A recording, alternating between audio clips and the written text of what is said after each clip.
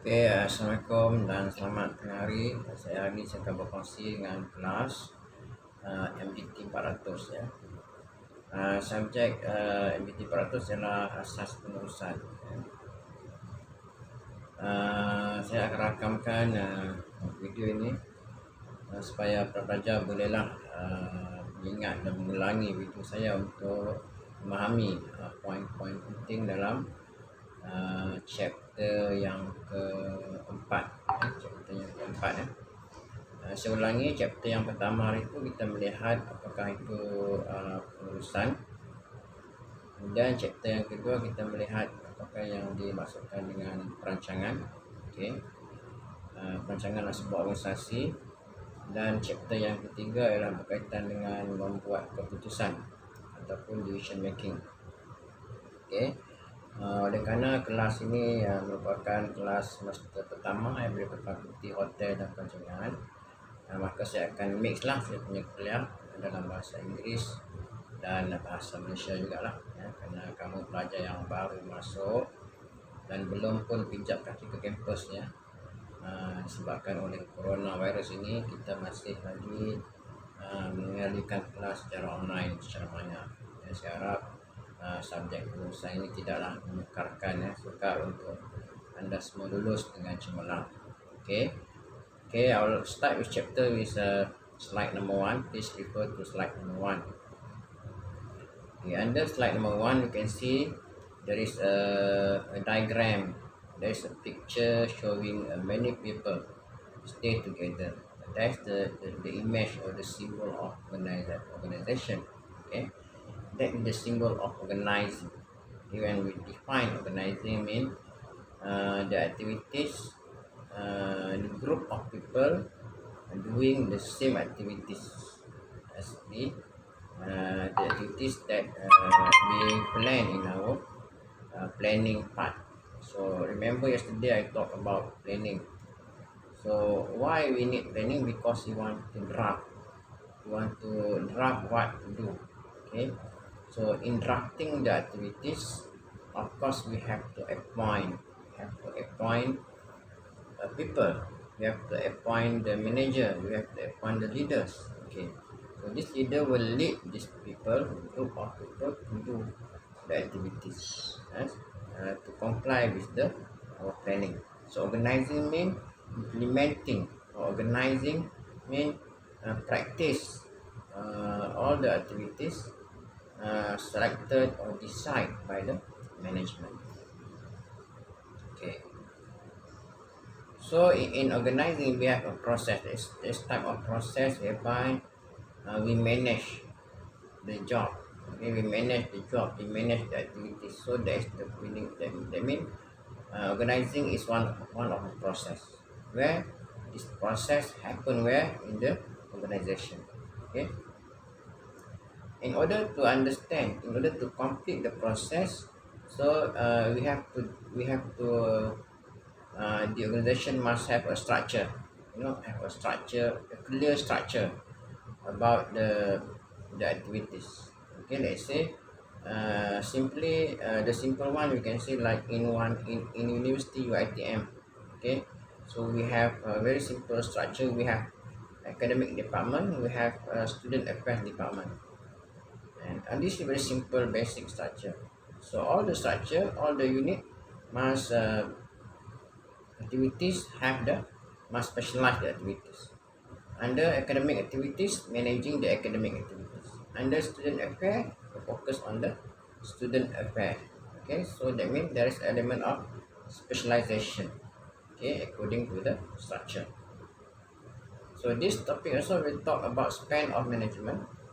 Okay, how deep the power of the manager? How far the power of manager?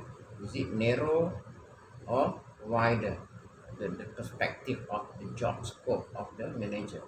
Okay, and we also learn about the chain of command, whereby you can see the linking between the top management and middle management and bottom management or staff. So that is the structure of a chain of command. Leader have to report to the manager. Manager have to report to the general manager. That is the symbol of chain of command. Okay. And we also going to learn about the concept of delegation, power delegation, how to delegate the power. Okay, is it we choose the centralization format or decentralization format? Centralized or decentralized? The centralized means all the decision made by center. You centralize all the decision. Okay, let's say you have 14 branches of your ITM. Okay, decision made only by Shah Alam. That means practice centralized decision making. Sometimes we can choose we have decentralized, whereby all the campus are given the authority to decide. So that one we call it decentralization. Okay. So organizing is the process of determining the job, determining the task to be done. Let's say we have 10 people. So A, B, C, D. So A have to do what? B have to do what? That's the process of aligning the people with the job. Okay, determining the job for the people. Okay, and then this will support the allocation of resources based on the need and requirement. We have manpower, 10 manpower. So 3 manpower go to department A, then another 3 go to department B, another 4 go to department C. So we have arrangement of manpower. That is the meaning of organizing. Example of organizing. And then we also have to decide the span of management. Let's say we give the authority to A, and we have to determine what is the A power until what. Maybe A only the manager for human resource only.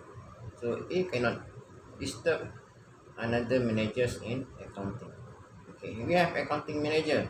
This accounting manager just focus on the accounting job and cannot disturb another management unit. That's meaning of a span of management. Okay.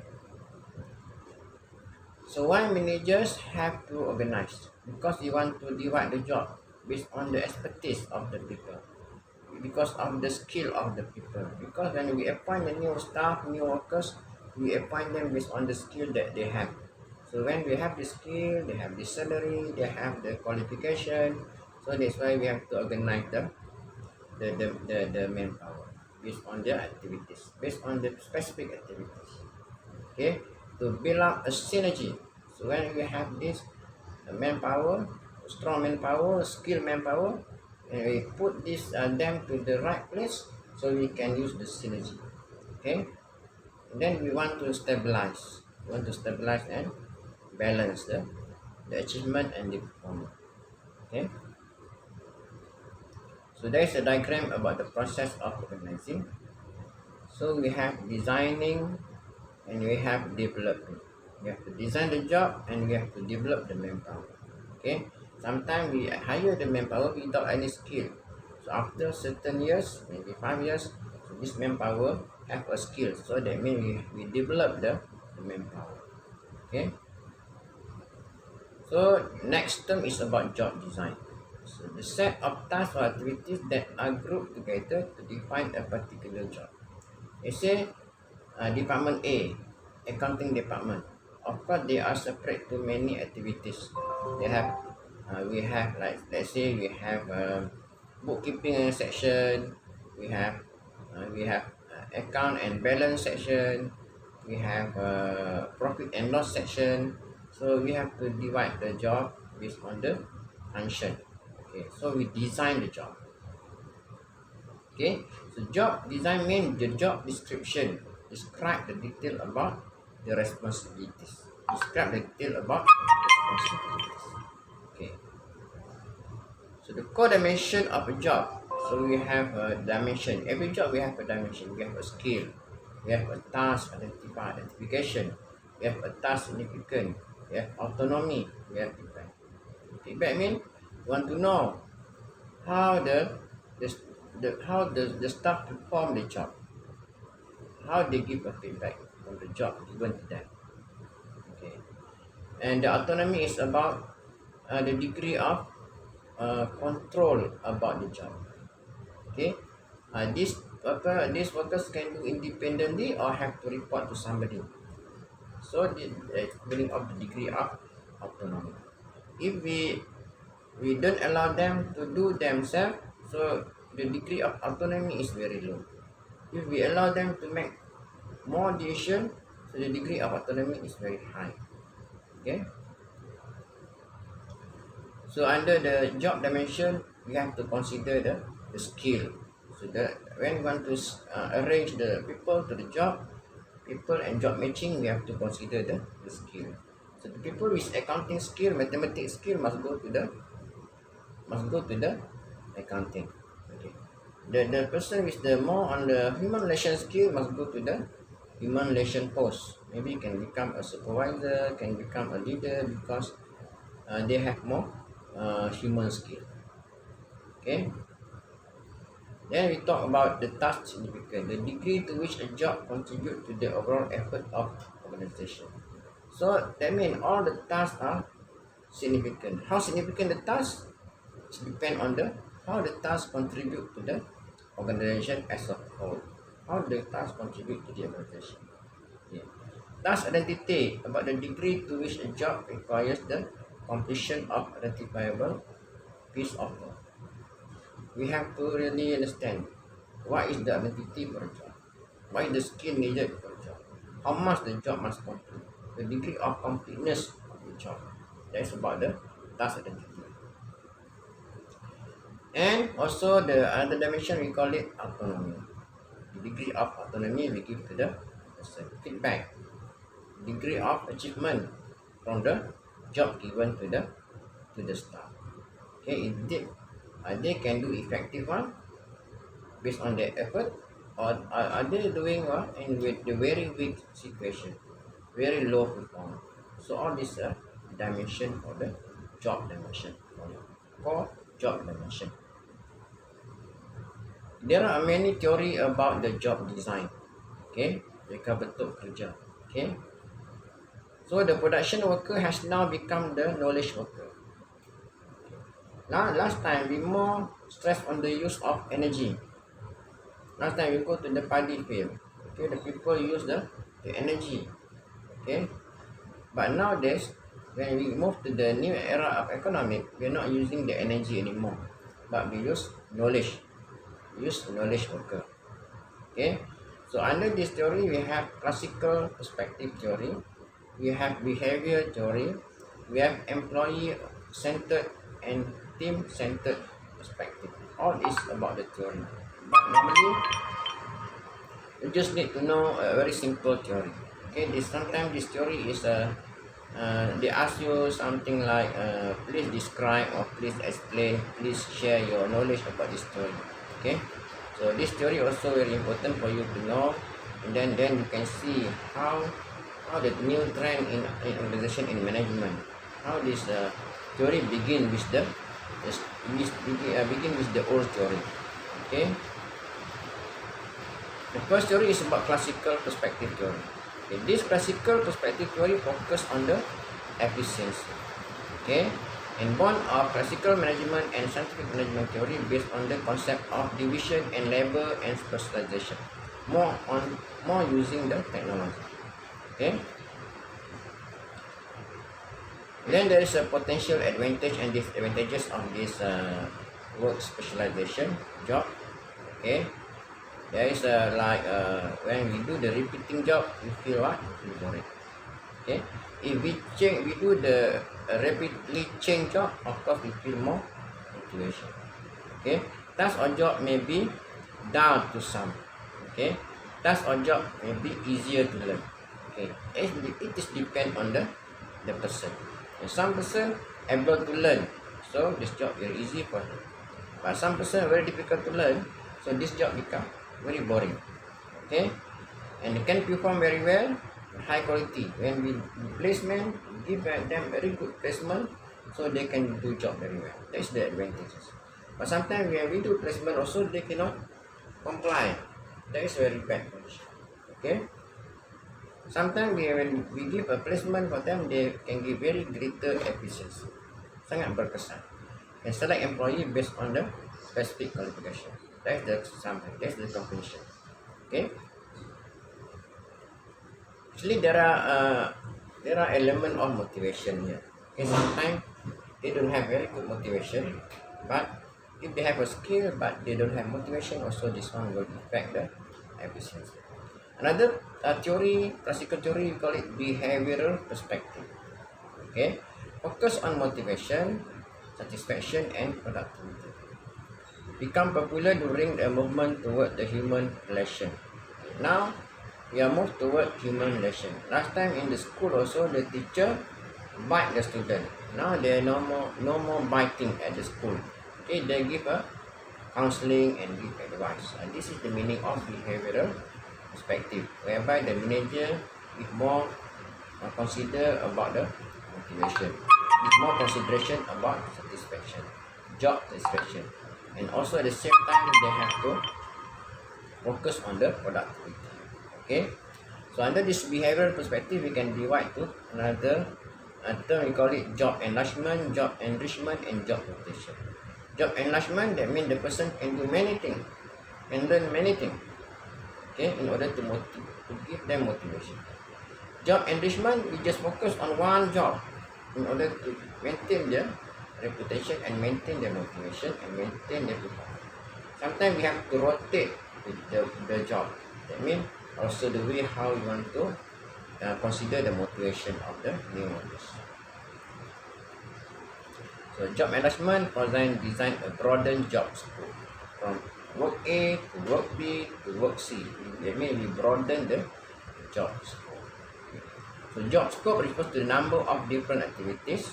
Okay, while job enlargement program have typically been considered as a means of enriching job, sometimes reducing the job scope as a positive impact to productivity. So it depends on the situation. If we have the staff and we practice job enlargement, we feel not very happy, so we choose job enrichment one. Okay, it depends on the motivation and satisfaction. Job depth and job enrichment. Job depth means how depth the job refers to the degree of control given to a job holder. The degree of given to the power we give to the job holder to perform the job. Sometimes we have to give a minimum supervision. Sometimes we have to give a high supervision. There are two conditions. Okay. Job that have high job typically rate more favorable on the core job dimension. Then job is low, job design. Okay, so that means we give more power, the workers are more happy. Okay, job enrichment. Giving a greater discretion in setting schedule and planning work activity, determining appropriate method for completing tasks. So focus on one job. Maybe we try so many methods in order to make this job more. These workers perform the job very well. Okay, job enrichment. Job rotation is very simple. We can rotate the job. Okay. And also you go to the another section, we call it departmentalization. Remember, departmentalization also very simple. Like at school last time, when we stay at school, we have department language department, we have department sejarah, we have department mathematics. So all these departments are based on the function. Okay, through the organization structure. We have formal department, sometimes we have informal department. So departmentalization means the primary reporting relationship. How to report and who to report. Who report to A, who report to B, who report to C. So that is this one explained by departmentalization.